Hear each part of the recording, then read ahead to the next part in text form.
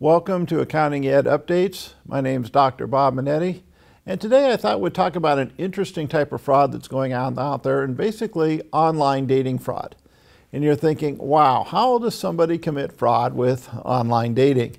And what they often do is they're posting fictitious or fraudulent information. Now, I'm not talking about the person who posts a picture of themselves from a couple of years ago trying to look a little bit younger, or the person who shaves a few pounds off of their weight when they put it on their online dating site. I mean, we understand that kind of puffing goes on. I'm talking about the serious fraudsters who are using online dating sites to steal from innocent victims. A classic example of this was reported by Dateline NBC. And in this particular case, what had happened is they had a gentleman who was had met a young lady online, and she was very young, very beautiful, supermodel type individual. And of course, he was in his mid-50s, living in the Midwest. And I think we all understand the problem that 50-year-olds, people like myself in our mid-50s, have with supermodels. I mean, every time I go to the airport, they want to sit next to me on the airplane. They're asking the stewardess to change seats. They want to take selfies with me so that they can show everybody they met me.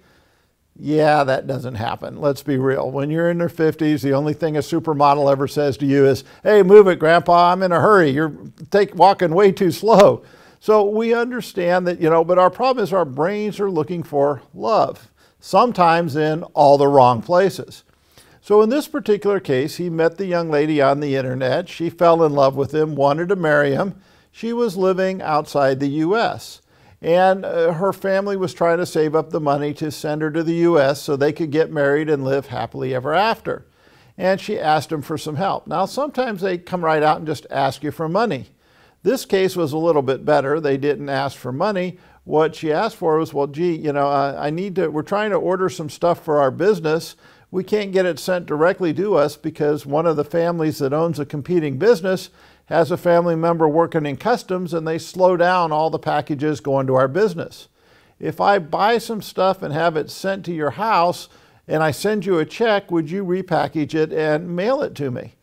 And his thought was, sure, I'd be more than happy to do that. And so what happened is, the merchandise started arriving. He got a check from his girlfriend, fiance, and turned around and started, the check cleared, and he bought postage and remailed all these packages to their business outside the U.S. And everything was going great for about a year or so until law enforcement came with a warrant, banged down his front door and said, we've had hundreds of thousands of dollars of items being purchased with stolen credit cards being delivered to your home. We have a warrant to search it. And what did they find? Thousands of dollars of stolen merchandise. Merchandise purchased with stolen credit cards. Well, understand that being in the possession of stolen merchandise is, of course, a criminal activity. And if it's excess of $1,000, it's a felony. So now you get to go to jail. Well, of course, he proclaimed his innocence, but hey, look at my supermodel girlfriend, I did it all for her, didn't go very far with the police. But after an extensive investigation, they actually found out that the supermodel girlfriend was a 60-year-old Russian guy working out of a Middle Eastern country who had basically airbrushed a photograph that he had stolen out of a magazine and put it on an online dating site and used it to attract people into his scheme of getting merchandise sent to him that he was purchasing with stolen credit cards. So these type of schemes are out there. And by the way, it can work for both genders.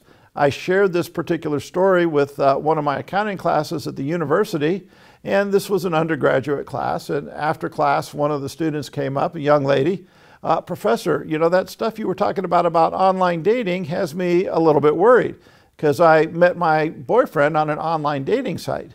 And I said, "Well, have you ever loaned him any money?" I said, "Yeah, I had to loan him some money because the IRS froze all of his accounts."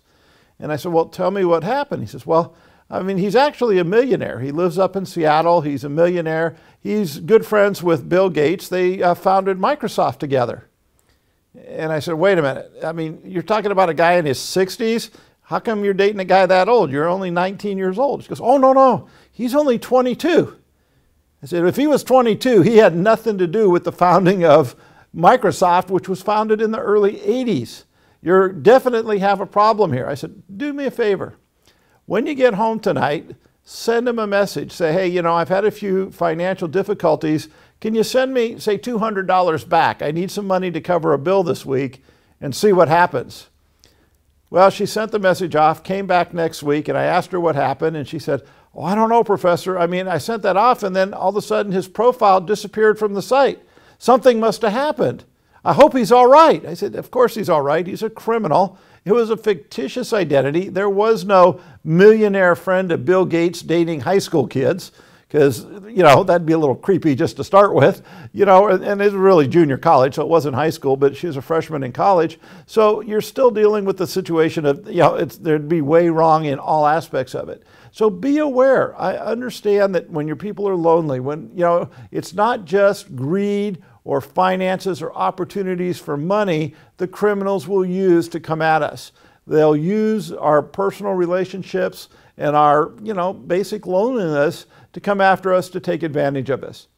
So be aware and take care. Thanks for joining our session today. Hope to see you at one of our AccountingED updates in the future.